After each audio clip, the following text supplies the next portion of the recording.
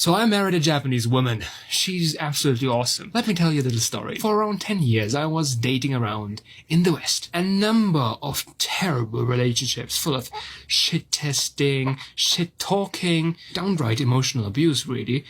My heart completely shut. I just couldn't open up to anyone anymore. Then I went to Japan, and within 3 months, I met my wife. She was just so caring, so supportive. She genuinely wished for me to feel happy. She was the one who finally managed to unlock my heart. I fell for her. I don't wonder at all why #PassportBros exist. Hello everyone, if you are a new viewer, welcome. If you are a returning viewer, welcome back. If this is your second, third, fourth time watching one of my videos and you are not yet subscribed, we already go together, make it official and hit that subscribe button. Today, we're going to be talking about the passport bros. So these are bros who are traveling abroad to try something new. And before I talk about them trying something new, I want to talk about something new that I have tried. If you're like me, then you like when things smell nice. And when I want to smell nice, I use one of my fragrances from Scentbird. And in the past, when I wanted my car to smell nice, I would just, do a little spritz in the air to make sure that my car smelled as sexy as I do. But that's a thing of the past now, because you know what I discovered? I discovered that Scentbird has a sister company called Drift, and Drift specializes in making air care products for homes and vehicles. So now my car always smells as sexy as I do, if I do say so myself. The scent that I received this month is called Grove. And Grove has a very sweet and citrusy smell to it. And one of the great things about these air fresheners is that not only do they smell great, but they also have a very cool look to them, very rustic. This Drift freshener is made from wood that is soaked in natural essential fragrance oils, and the scent lasts for up to 30 days. I love when fragrance companies do seasonal scents, and Drift is one of them. Oftentimes when you use a fragrance, you become nose blind to it over time. But with a monthly subscription and with seasonal options, there is always a new scent to try. In my first order, I got a starter kit. So I got my fragrance block as well as my metal holder. And the fragrance block has a magnet in the back. So all you have to do is attach the metal holder to the visor in your car and attach the block to your metal holder. So when I want to place my orders going forward, I don't have to worry about getting the metal holder again. All I have to do is get the refill. And the refills cost between $9 and $15, which is super affordable. And with my discount code, you will get 55% off your first order. All of the links will be in the description box down below. A special thanks to Drift for sponsoring this video. So on to the Passport Bros. When I first heard the term the Passport Bros, I actually thought it was a boy band. Bang, bang, bang. I saw the name. I thought it was a boy band, and I mostly ignored it. But it's kind of hard to ignore it at this point. I mean, we're at the point now where J. Cole made a song called The Passport Bros. Cole and Bossy, the Passport Bros. Urban Dictionary defines the Passport Bros as: the Passport Bros are men who have chosen to seek out foreign women, typically from other countries, for relationships. They believe that Western women have been influenced by cultural and societal pressures to behave in a certain way, and that by seeking out foreign women, they can find a more authentic, fulfilling, and harmonious relationship. This is seen as a way to restore the natural balance between masculine and feminine energy, and to avoid the wickedness of Western women. So this movement actually began back in 2011 when a filmmaker by the name Al Grease made a documentary called Frustrated. And the subject of the documentary was black men who were American and were frustrated with the dating scene in America, and so they went off to Brazil to find more feminine and Brazilian women. Fast forward to 2023, and this movement has expanded, it's blown up, and it has become a very divisive subculture on the internet. There are many people, especially women, who are disgusted by the Passport Bro movement, and they basically see it as glorified sex tourism. When you pay attention to the Passport Bros, like, they're getting women from like the DR, Colombia, Yes. The Philippines, Thailand, like women that can speak very little English, women that don't have education, women that need them. I think it's very ignorant to assume that women in foreign countries don't speak English and that they are uneducated. And then on the flip side, there are people, including Western women, who understand where the Passport Bros are coming from. The passport bros seem to be a high commodity nowadays, so let's just go ahead and get straight into it. These are the same men that you said you didn't want, didn't need, and they are broke. I'm going to be honest, going overseas to travel frequently and live does not equate to broke. But then again, this just simply speaks to the delusion and hypocrisy of women. These men have been very clear in their message. They've said time and time again they wanted wives, someone they could build with, start their family with, someone they could create a legacy with. What y'all heard was they wanted someone that they can control. Y'all minimize being a wife simply down to being a slave, even so much as telling those other women overseas that they're uneducated and practicing sex tourism. And in turn, a lot of y'all have took your degree and traded it in for an OnlyFans profile. Nobody said anything when women were going to Dubai. We know why you were going. Nobody said anything when women were flying state to state getting flued out. We know what you were doing. Nobody said anything when Nigerian and Jamaican men needed green cards and y'all started falsifying marriage documents so you could drive your Range Rover with your red bottoms. Let's just call a spade a spade. Y'all wanted the option to go back to these men after the man that you really wanted was done dragging you through the mud.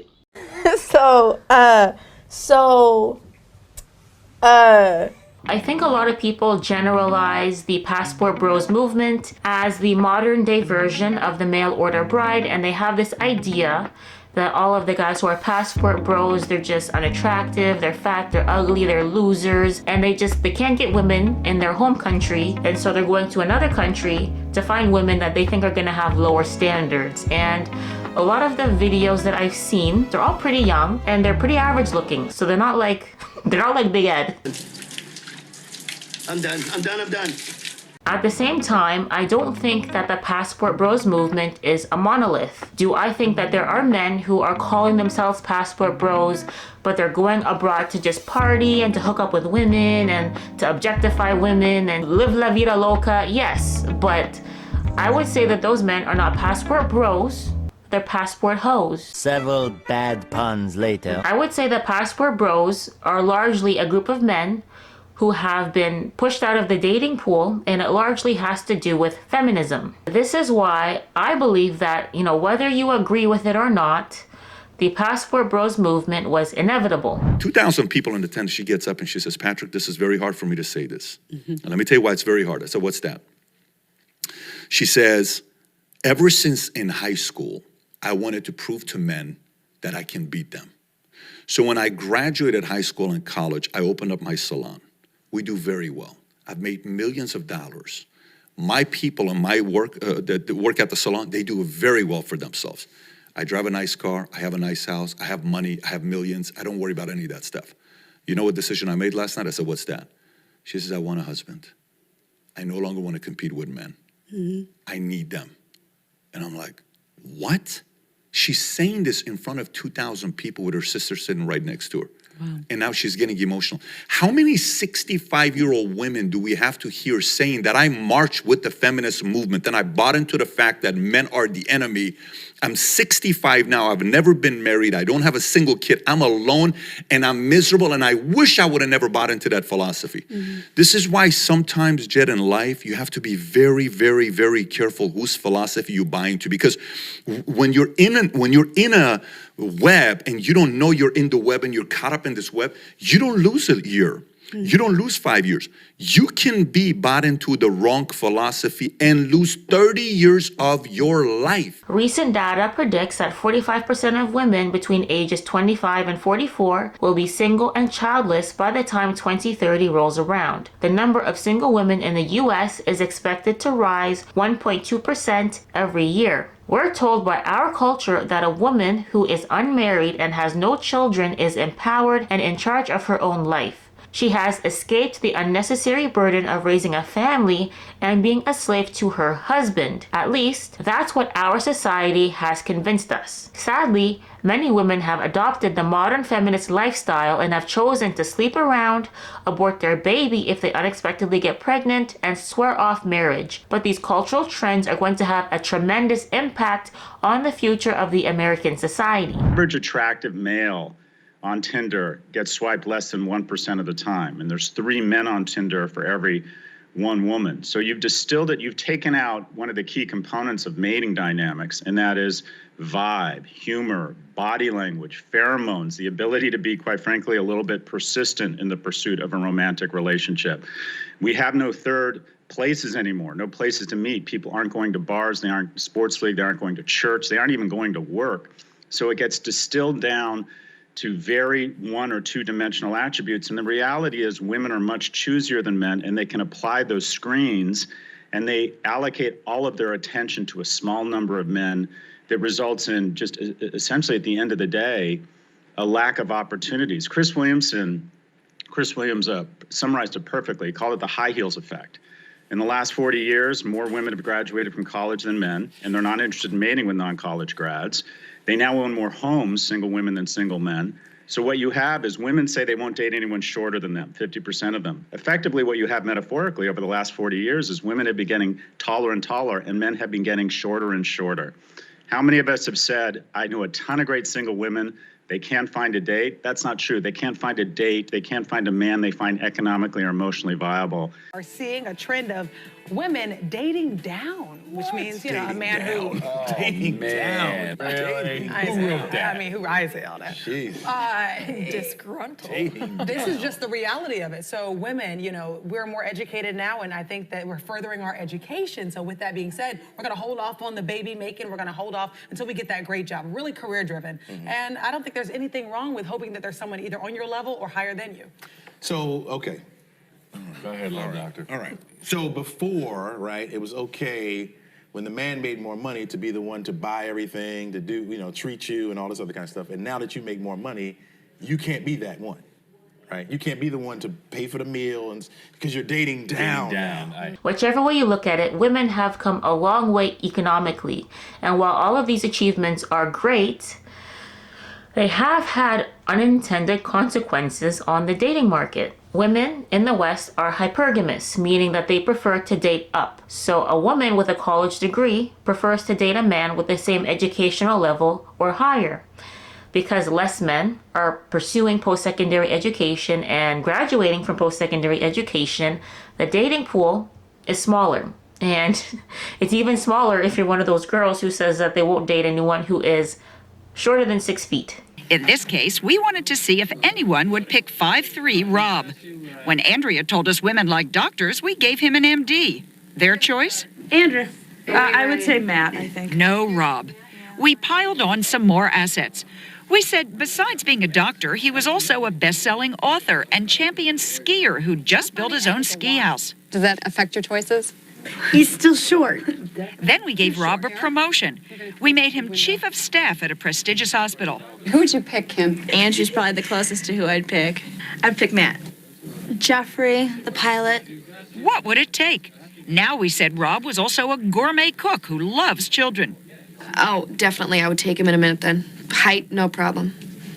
I wouldn't, because I would think I don't want short little kids.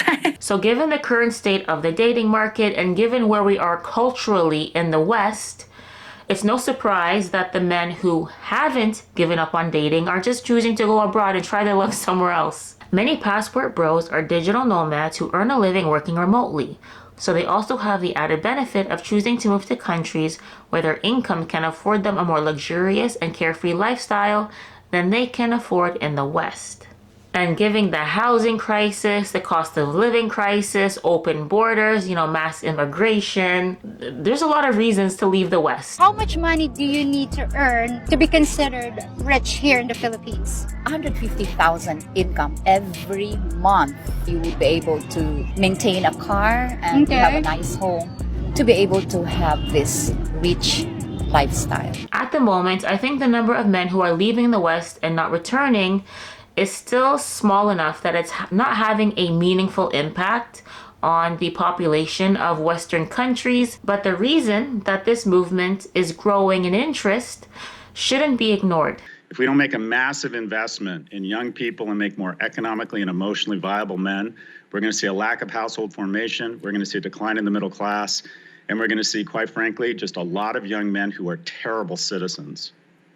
So is the answer to fix this economically, and who will champion this conversation? You felt obliged to compliment me at the outset because we had engaged on this a year ago, and here I am revisiting it.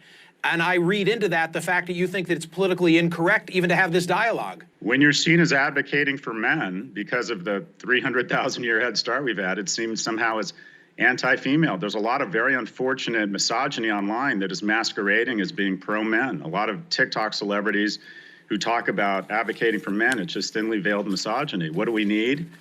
We need more freshman seats in colleges. We need a massive investment in vocational training. We need to figure out a way to get more permitting for housing so young people can afford housing. We need to recognize our economic policies, literally allocate wealth from young people to old people. The percentage of wealth that young people control under the age of 40 has been cut from 12% to 6%. These are concerted, deliberate decisions. We did away with the child tax credit. We don't want to make it any easier for people to have kids, but seniors just got their largest cost of living adjustment increase in history. We have made the decision to make it harder and more expensive for people to find each other, for people to mate, and for people to have children. And without children, we turn into Japan and Italy, and that is we go into population decline and our economy goes into decline. We are about to become a society by the turn of the century. There will be 8 times as many people over the age of 60 and half as many kids under the age of 5. Nursery schools will become these strange situations with old people staring through fences at these creatures they don't see in the wild called children. Is this the world we want? Do we want a lack of kids? Do we want a lack of ability to create households? The happiest, most prosperous, most purposeful people in America are middle-class families. And we have made a concerted decision to punch it in the gut and make it harder for that type of family formation. And we're going to lose prosperity and we're going to lose purpose. That's all I have for this video. If you like this video, don't forget to hit the like button. If you are not yet subscribed, please don't forget to hit that subscribe button. If you would like to find me on my other social media platforms, I do have a Patreon and I do have an Instagram, and those will be linked in the description box down below, as well as the links for the sponsor of this video. So I'd like to say thank you to Drift for sponsoring this video. If you like this video and you would like to see more just like this, I have 2 more videos for you in the end cards that I think you will enjoy. I will see you guys in the next one. Take care. Bye.